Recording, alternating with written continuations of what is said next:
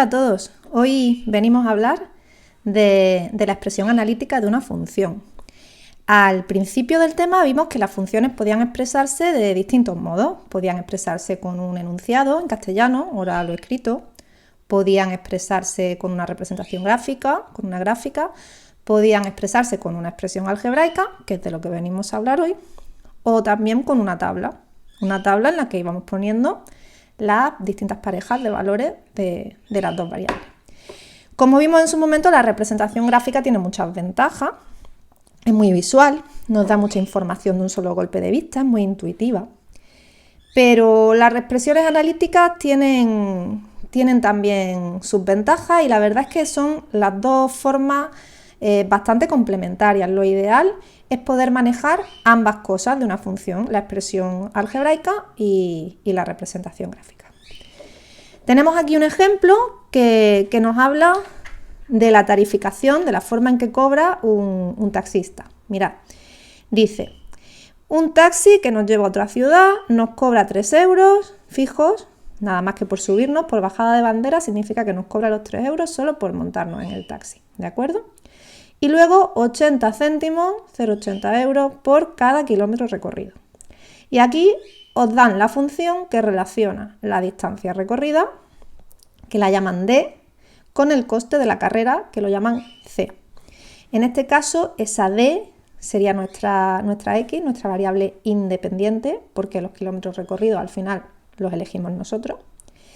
Y el coste de la carrera, esa C, sería la Y, la variable dependiente, porque al final el coste de la carrera va a depender de la cantidad de kilómetros que nosotros recorramos, ¿vale?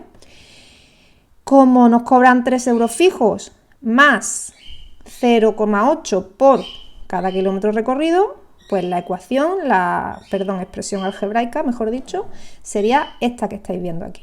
Expresión algebraica o analítica de esa función.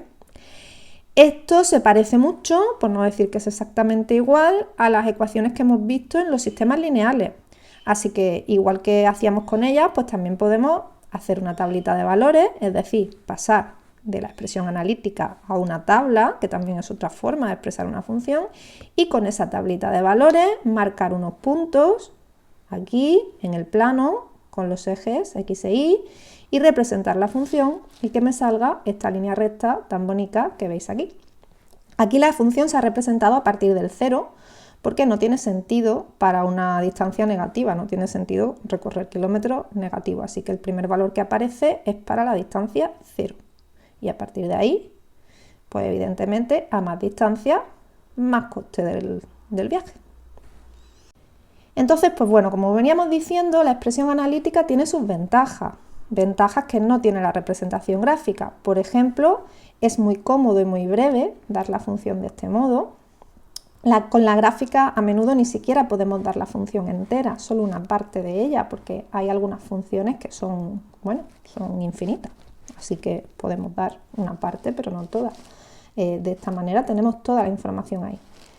Y con ella, con la expresión analítica, se puede obtener con toda precisión pues cualquier valor de la función a partir de la variable independiente, que sería pues como hacer una tabla de valores. Yo quiero saber cuánto me cuesta un recorrido de 80 kilómetros, pues me vengo aquí, donde pone de distancia, ponemos 80 y calculamos 80 por 0,8 más 3 y automáticamente sé la respuesta de cuánto me van a costar 80 kilómetros de recorrido.